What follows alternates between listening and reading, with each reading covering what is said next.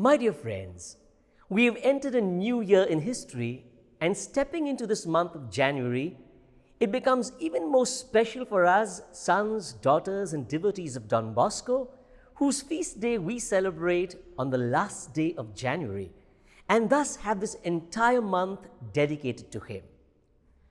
Who was Don Bosco? John Melchior Bosco, who lived from 16th August 1815 to 31st January 1888, was popularly known as Don Bosco. He was an Italian Roman Catholic priest, educator, and writer of the 19th century. So what's so special and striking about him? While working in Turin, where the population suffered many of the ill effects of industrialization and urbanization that rendered many people unskilled and jobless, and were thus getting into crime and destructive lifestyles, Don Bosco dedicated his life to the betterment and education of street children, juvenile delinquents, and other disadvantaged youth. Now that's where we see a man who responded so aptly to the crisis of the times. What did he do? He opened up oratories, schools, and technical institutions in order to address the needs of the young. Don Bosco didn't run his oratories and works in a routine way, but added his unique personal style and spirit to make it completely different from the approaches prevalent in his times. What was this uniqueness? In the years Don Bosco had spent running his oratory and giving spiritual and practical instruction to the boys he had housed there, he relied on a different approach in education and general instruction, which he believed to be superior to traditional educational methods, which he labeled as repressive system of education and which was based on punishment and fear.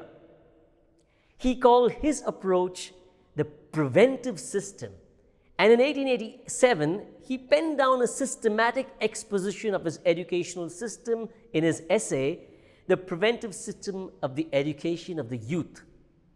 It espoused the values of reason, religion, and loving kindness as a pedagogical tool for the education of the young, with the goal of producing good Christians and honest citizens.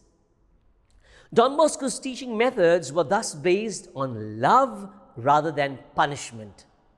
He envisaged that all his institutions should have four fundamental dimensions that relate to the key areas that account for the integral growth of the person. What were these?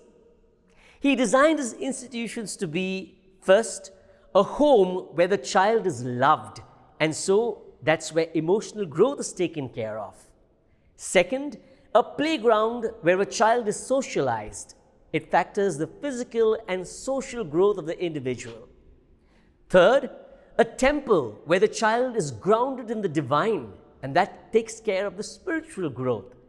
And fourth, he wanted his institutions to be a school where the child learns the theories and principles of life and how to apply these in practice.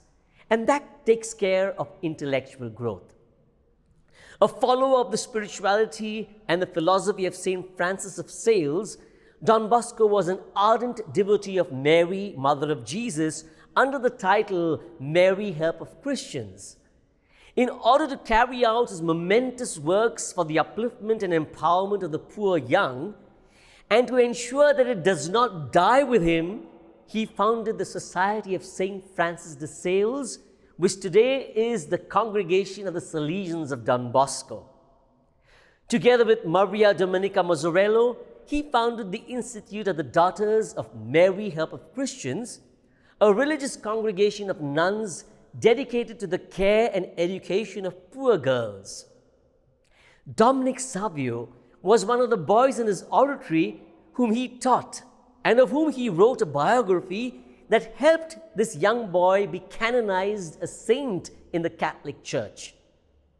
On 18th of April 1869, 1 year after the construction of the Basilica of Mary, Help of Christians in Turin, Don Bosco established the Association of the Devotees of Mary, Help of Christians, ADMA, connecting it with commitments easily fulfilled by most common people to the spirituality and the mission of the Salesian congregation. The Atma was founded to promote the veneration of the Most Holy Sacrament and Mary Help of Christians. In 1875, he began to publish the Salesian Bulletin. The Bulletin has remained in continuous publication and is currently published in 50 different editions and 30 languages. In 1876, Don Bosco founded a movement of laity, the Association of Salesian Cooperators, with the same educational mission to the poor.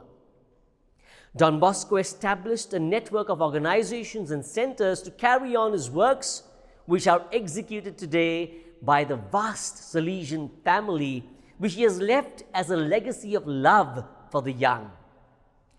Following his beatification in 1929, he was canonized as a saint in the Roman Catholic Church by Pope Pius XI in 1934, when he was also given the title of Father and Teacher of Youth. Dear friends, it is my hope that in this month, when we commemorate Don Bosco, we may get to know him more intimately, so that we are truly inspired to love, care, and educate our own children the way he did, and pledge to collaborate in his mission for the salvation of souls. St. John Bosco, pray for us. God bless you all.